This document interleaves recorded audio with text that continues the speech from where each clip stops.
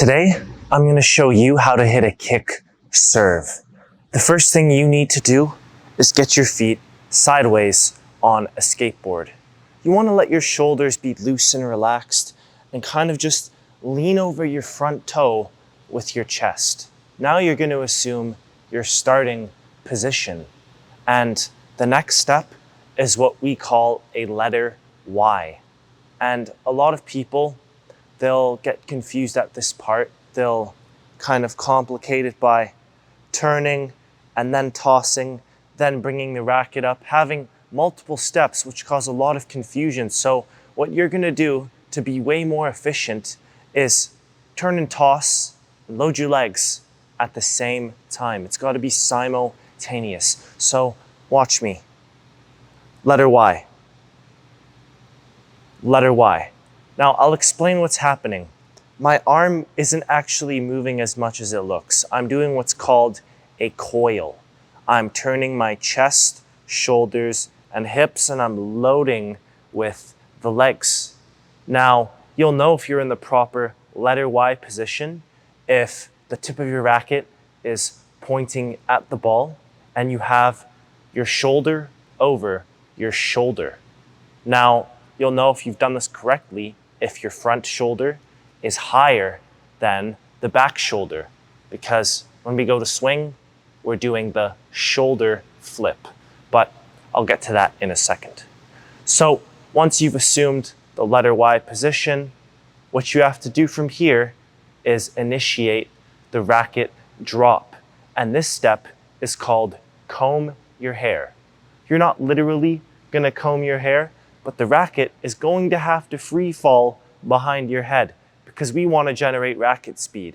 If we don't go back from here and we just go forwards, it's going to be a very weak shot and we're not going to be able to get over the ball quickly. So we're going to brush our hair.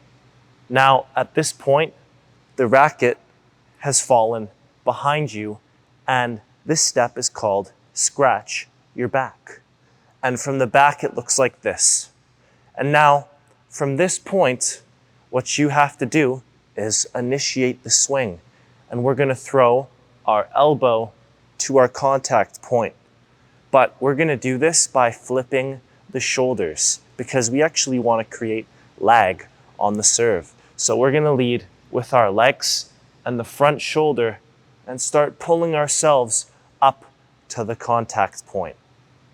Once we've done our shoulder flip and our tossing arm is starting to come in towards our body, we want to swing up and away from our body and to our contact point.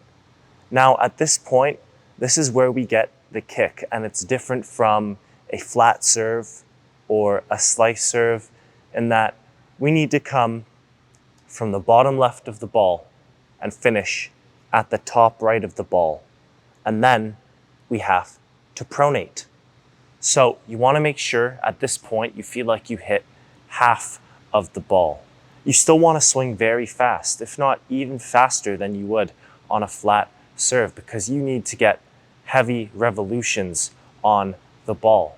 So we're going to kick up, and once you're past the ball, we need to pronate. And I call this checking the time on your watch. If you watch me here, all you have to do is pretend that you're wearing a watch. It can be a Rolex, it can be a G-Shock, it doesn't really matter. Check the time. And now from here, it's very simple. Just make a letter X like this. And you really want to stay sideways on the kick serve, okay? Because if you open up, you may struggle with getting over the ball and having this swing that's really got to go away from your body. So try and stay with it and up and out to the right. Now, a bonus tip. Where should you toss on the kick serve? A lot of people think that tossing behind their head is actually gonna, give them more power and be able to kick the ball better. But I actually disagree with this, and the best servers toss in the same spot every time, no matter what serve that they're doing. So you can really disguise this shot. And in my opinion, you're actually losing power and putting unnecessary strain on your back when you toss behind your head. It's not very effective. I've tested it thousands of times. What's a much better idea is tossing up in front and out to the right, which would be for a right-handed player. And you want to toss a few feet above your head, but it's essentially the same toss as a first serve. Now, the spot that I always recommend people to toss into is, I'll show an example. Let me get a tennis ball. It's going to be, put your arm straight out in front of you, like this, and make a 45-degree angle. Now, this is where you start your, pre-serve routine, and then, boom, we go. And the ball is at a 45-degree angle, a few feet above my head, because that's where I'm gonna explode up to. If I toss behind my head, I can't get my arm through it as fast enough. The serve, the mechanics of it, is very much like throwing a baseball. I'm not gonna wanna throw a baseball like that, because that would have resistance because my head is in the way. But you'll be able to whip your shoulder much faster if you simply just toss to the right of your head.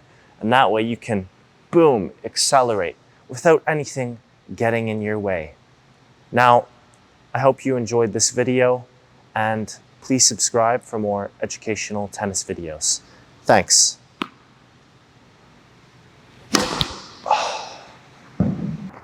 If you want to win more matches at your club or have a system to teach to your own tennis students or your children, I have a complete tennis system which can be absorbed in an online module in less than a week.